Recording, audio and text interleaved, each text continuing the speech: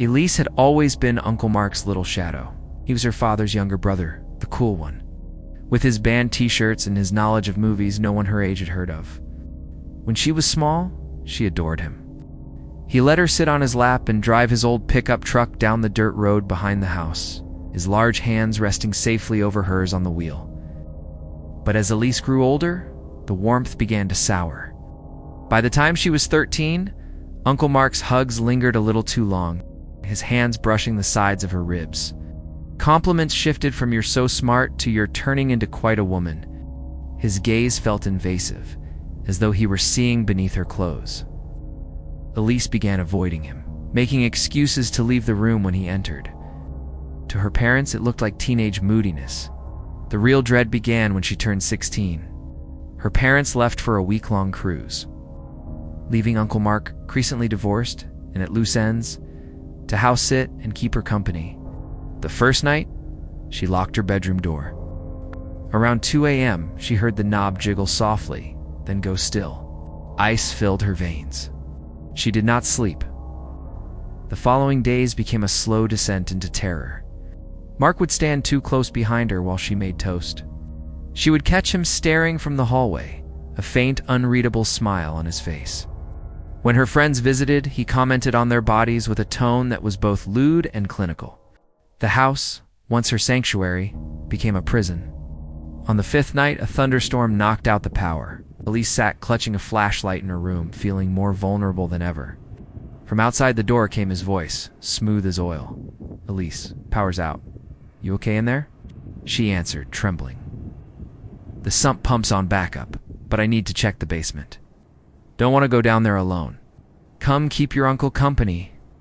Every instinct screamed no, but refusing him felt like exposing that she knew what he really was, and that seemed even more dangerous. Against her better judgment, she unlocked the door. He stood holding a heavy-duty lantern, its beam casting long, distorted shadows up his face. "Good girl," he murmured. Elise followed him down the creaking basement stairs, keeping her distance. The air was damp and cold. The lantern swung, illuminating the hulking shapes of the furnace and the water heater. "See," he said, his voice echoing. "Nothing to be scared of down here." He crossed to an old wooden wardrobe in the corner, a storage space her father used for camping gear. "Always wondered what was in this old thing," he mused. He set the lantern down so its beam pointed directly at the doors, then pulled them open. Inside were no sleeping bags or tents. The doors were plastered with photographs, dozens of them of Elise. Elise sleeping, Elise stepping out of the shower, Elise dressing, her back turned to the camera. All were time-stamped from the last 3 nights.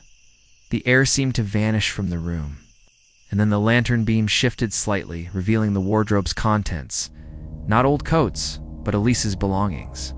Her favorite pajamas? Her high school gym shirt. A bra. Items she had thought lost, arranged neatly, almost reverently. Uncle Mark turned to her then, his face a grotesque mask of shadow and light. The friendly Uncle Facade was gone, eroded to reveal something raw and possessive. "They never see it," he whispered, stepping closer. "Your dad thinks I'm his goofy little brother. Your mom thinks I'm harmless. But you see it, don't you? You've always seen me." Thunder crashed overhead. In a flash of lightning through the basement window, his expression was one of triumph.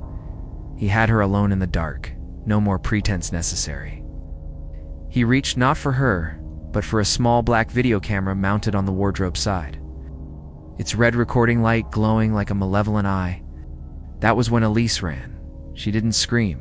She bolted up the stairs, slipping in her socks, and didn't stop until she was locked inside her neighbor's house, sobbing while they called the police. The police found him still in the basement. He offered no resistance, his face still holding that vacant, knowing smile. The monster hadn't been hiding in the shadows. He had been given a key, welcomed at the dinner table, and trusted with the most precious thing in the house.